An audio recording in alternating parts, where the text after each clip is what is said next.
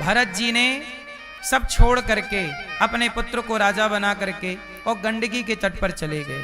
प्रेम से भगवान का चिंतन किया, सब छोड़ दिया। देखो, छोड़ना किसे, त्याग किसे कहते हैं? आप बताओ, त्याग किसे कहते हैं? ध्यान देना, मैंने गुलाब को छोड़ा के नहीं, बोलो हाँ, बोलो हाँ, छोड़ा के नहीं। छोड़ना किसे कहते हैं? त्याग किसे कहते हैं? त्याग किसे कहते हैं? हैं? त्याग किसे कहते हैं ऐसे समझ में नहीं आएगा, बहुत ध्यान से सुनो। दो साधु थे, सुनो, दो साधु थे और दोनों जा रहे थे गांव भिक्षा लेने। वो भिक्षा मांगते थे, तो वो साधु रहते थे जंगल में और गांव था नदी के उस पार।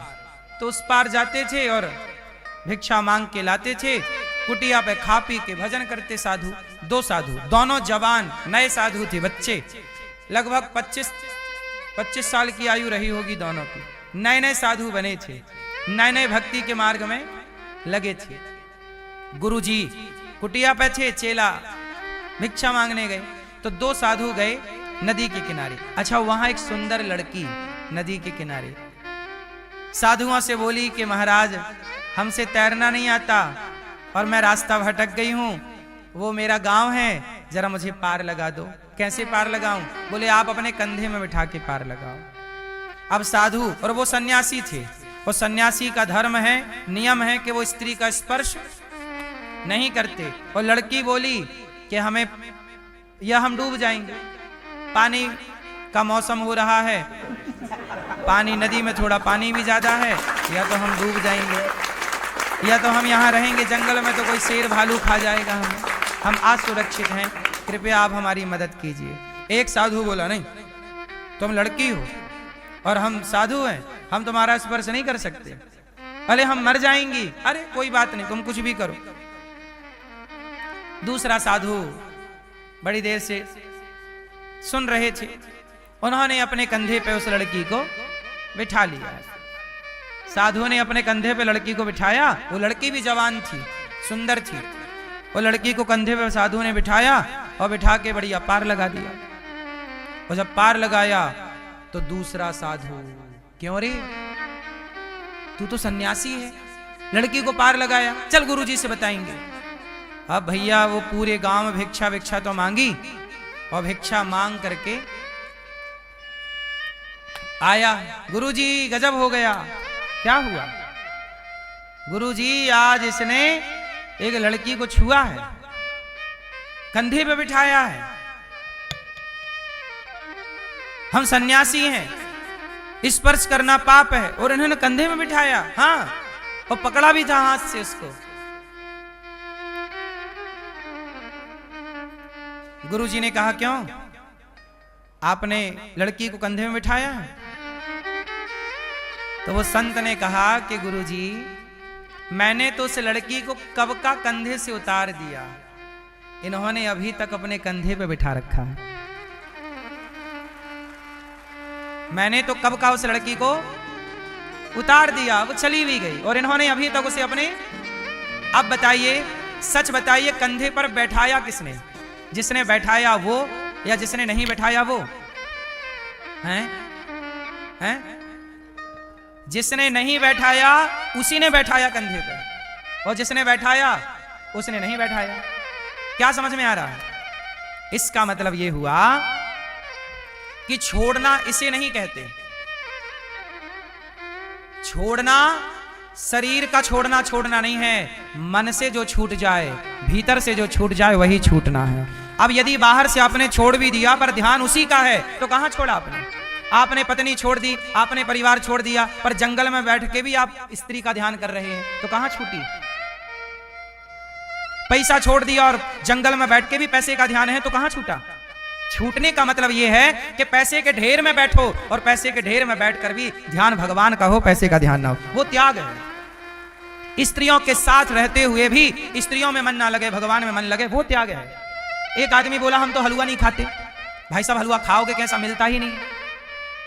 हलवा ना मिले, आप कहते हो हम हलवा नहीं खाते, अरे हलवा मिलता ही नहीं, खाओगे क्या? हलवा मिल रहा है फिर ना खाओ, वो त्याग है। स्त्री मिल रही है फिर भी उसकी तरफ ध्यान ना जाए, मन ना जाए, चित्त ना जाए, वो त्याग है। मिल ही नहीं रही है, कह रहे हम स्त्री का संग नहीं करते।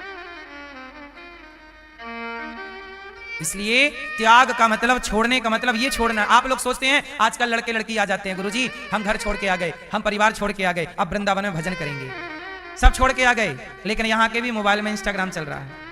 मोबाइल नहीं छूटा, क्रोध नहीं छूटा, लोभ नहीं छूटा, पराई औरत को ताकना नहीं छूटा, पराई पुरुष को देखना। अरे छोड़ना है तो पत्नी पुत्र परिवार नहीं, छोड़ना है तो अपने भीतर की बुराइयां, काम क्रोध लोभ। और ये त्याग घर के बाहर जाकर नहीं, घर के भीतर भी त्याग हो सकता है। यदि कठिन तपस्या है, कठिन साधना है और सत्संग पक्का है तो कहीं से भी त्याग हो सकता है ना? तो छोड़ना किसे कहते हैं? बताओ वो कौन सी चीज है जो आप रोज छोड़ते हैं?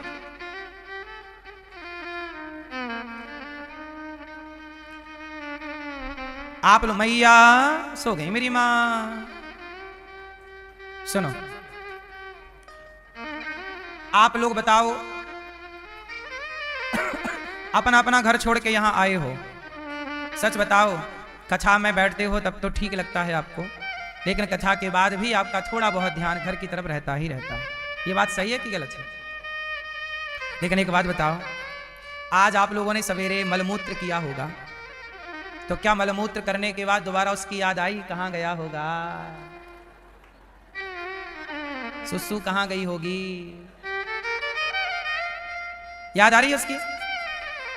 त्याग किसे कहते हैं वो हम समझा रहे हैं। जैसे मलमूत्र कर लेने के बाद पलट कर व्यक्ति कभी उसकी ओर नहीं देखता, ऐसे त्याग कर देने के बाद कभी उसकी ओर ना देखा जाए, वो त्याग है। इसका नाम क्या है? त्याग। और त्याग किसका हो? क्रोध का त्याग हो, लोभ का त्याग हो, निंदा का त्याग हो, चुगली का त्याग हो, ईर्ष्या का त्याग हो, द्वेष का त्याग हो। अब कुछ लोग कहते हैं गुरुजी हमने गुरु मंत्र लिया था, केला त्याग दिया था, केला छोड़ दिया था। त्याग फल क्यों त्यागते हो? क्या तुमने झूठ बोलना त्यागा? नहीं। अब भरत जी की बात करता हूं। भरत जी सब छोड़कर जंगल गए और जंगल में जाके एक हिरण के बच्चे से प्यार हो गया। जंगल में हिरण थे, एक बच्चा पानी में बह रहा था, तो भरत जी वहां थे, बचा के ले आए। अब उस हिरण के बच्चे को खिलाएं पिलाएं घुमाएं फिराएं। जब भरत जी के मरने का टाइम आया तो भरत जी ने उस मृग के बच्चे से प्यार कर लिया, मेरा मृग मेरा मृग। और मरते समय मृग को देखते देखते मेरे बाद मेरे मृग का क्या होगा, देखते देखते मृत्यु को प्राप्त हो गए। यमराज जी ने कहा कि आओ आओ महाराज, आप बहुत बड़े साधु भक्त हैं, पर आपने मृत्यु के समय मृग का चिंतन किया है, इसलिए आपको मृग बन के उसी जंगल में जाना पड़ेगा जिस जंगल के मृग से आपको मोहब्बत थी। अब देखो, इतना बड़ा साधु जो मोक्ष के बिल्कुल करीब है, जो मोक्ष के बिल्कुल, जिनकी साधना पक्की, राजा थे भरत जी, राजा थे, राज सत्ता त्याग दी।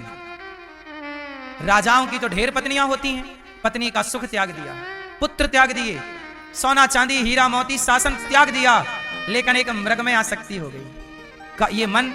ये मन सबसे बड़ा दुश्मन है। ये मन कब हमें नीचे गिरा दे, ये मन कब हमें ऊपर उठा दे। मन का भरोसा कभी ना करना। आपका सबसे बड़ा दुश्मन कौन है और आपका सबसे बड़ा दोस्त? मन। मन दुश्मन भी है और मन दोस्त भी है। कैसे? चाबी ताले के अंदर गई, सीधा घूमी ताला बंद, उल्टा घूमी वही चाबी ताले को बंद करती है, और वही चाबी ताले को, ये मन वो चाबी है कि जगत में लग जाए तो बंधन में डाल देता है मन, और जगन्नाथ में लग जाए तो मुक्ति दिला देता है मन, मोक्ष दिला देता है मन। मन चाबी है, इस मन से आप बंधते भी हैं और इस मन से आप खुलते भी हैं। अब आपको खुलना मतलब मुक्ति और बंधना मतलब बंधन, संसार माया। तो मन के हारे हार है, मन के जीते मन ही मिलावत राम से और मन ही करत फजीत। लोग नहीं कहते बड़ी फजीहत हो गई, तो मन गलत लगाओगे तो फजीहत होगी। मन की गति है अटपटी, झटपट लखे ना कोए, और मन की जब खटपट मिटे तो झटपट दर्शन। इसलिए कहता हूं मेरी मां, भरत जैसे ज्ञानी जो मोक्ष के बिल्कुल करीब थे, पर मृग में मन लगने से यमराज जी ने विदा कर दिया मोक्ष के द्वार से बाहर, चलो बाहर, आप पहले मृग बनो। क्योंकि आपने मरते समय किसमें मन लगाया? आप लोग मैया मरते समय कहां मन लगाओगी? अभी कहां लगा है? गलती ना कर लेना। ये मानव शरीर बड़े भाग्य से मिला है। बड़े भाग्य पायहि, बड़े भाग्य मानुष तन पावा, सुर दुर्लभ सदग्रंथ निगावा। 84 लाख योनियों में आप हम भटक रहे थे, तब जाके मानव तन मिला। अब अच्छी करनी कर लो तो मोक्ष पाओ, वरना बंधन फिर जन्म लो, फिर मरो, फिर जन्म लो। पुनरपि जननम पुनरपि मरणम पुनरपि जननी। चलती चक्की देख कर दिया कबीरा रोए, दो पाटन के बीच में साबुत बचाना। चक्की चलती है तो दाना पिसता है, कोई दाना बचता है क्या? सब पिस जाओगे। एक जन्म का पहिया है, एक मृत्यु का। जन्म मृत्यु के पहिए से हम पिस रहे, बचोगे कैसे? बोले चलती चक्की चलने दे, पिस पिस आटा होए, और कीले माही जो रहे सो बाल न बांका होए। चक्की में कील होती है बीच में, दाना वहां चला गया तो पिसने से बच जाएगा। यदि आप उस एक कील अर्थात एक हरि की शरण में आ गए तो पिसने से बच जाओगे, वरना आपको कोई नहीं बचा सकता। आप लोग करोड़ों बार मर चुके हैं। क्यों मैया? आप कितने बार मर चुकी हो? करोड़ों बार। और आप कितने बार जन्म ले चुके हैं? आप लोगों का क्रम यही चल रहा, करोड़ों बार जन्म, करोड़ों बार मरना, करोड़ों बार जन्म, और अभी भी यही क्रम है। इस क्रम से बचना है, किसी में लगे रहना है। पूछ रहा हूं आपसे, हैं? बचना है तो वो चक्की सबको पीस डालेगी। कील के पास दाना जाना जरूरी है। एक कील के पास चला गया दाना तो पिसने से, एक हरि की शरण में आओ तो बचोगे, वरना सबको पीस रहा है काल चक्र। कौन सा चक्र? काल चक्र सबको पीस डालेगा, कोई ना बचेगा। करोड़ों पिस गए। अभी भी मौका है, भगवान की शरण ग्रहण की जाए, आत्म कल्याण किया जाए। सब अच्छा बताओ, सबसे समझदार कौन है? आप में से सबसे ज्यादा समझदार कौन है? आप चलो छोड़ो, आप लोग समझदार किसे समझते हैं? आपकी नजर में समझदार कौन? आपकी नजर में कौन? आप समझदार किसे मानते हैं? माता पिता को, ठीक है, क्योंकि आपको आने का मौका दिया। सही है। आपकी नजर में समझदार कौन है? ए भैया बताएंगे। ए भैया कौन है? आप समझदार हो, बहुत बढ़िया। दादाजी से पूछो, समझदार कौन? हम बताएं? सुनो, मेरा मन मेरी बुद्धि कहती है कि समझदार वो है जो मानव शरीर पाने के बाद 84 के चक्कर से आप बच गए। यदि आपने ये शरीर पाकर 84 से अपने को बचा लिया तब तो आप समझदार हो। और ये मानव शरीर पाकर भी आप 84 में उलझे रहे तो काय बात के समझदार? मानव शरीर पाकर यदि आपने भगवान में मन नहीं लगाया तो फिर आप समझदार नहीं हो। समझदार वही जो मानव शरीर पाकर समर्पण भगवान में करे और मोक्ष पाले। 84 से बच जाओ। 84 में पड़े रहे तो ऐसे तो जन्म करोड़ों बार पा चुके हो, वहीं गए फिर आए, गए फिर, काय की समझदारी? जो बचा ले अपने को वही समझदार है। भरत जी जैसे ज्ञानी मोक्ष के करीब जाकर यमराज जी ने कहा जाओ, अब वो मृग बन के जंगल में घूम रहे हैं। जब वो मृग का शरीर त्यागा तो उन्हें एक शरीर और मिला मनुष्य का। अब उनका नाम पड़ा भरत फिर से, पर मूर्खतापूर्ण व्यवहार करते हैं तो नाम पड़ा जड़ भरत।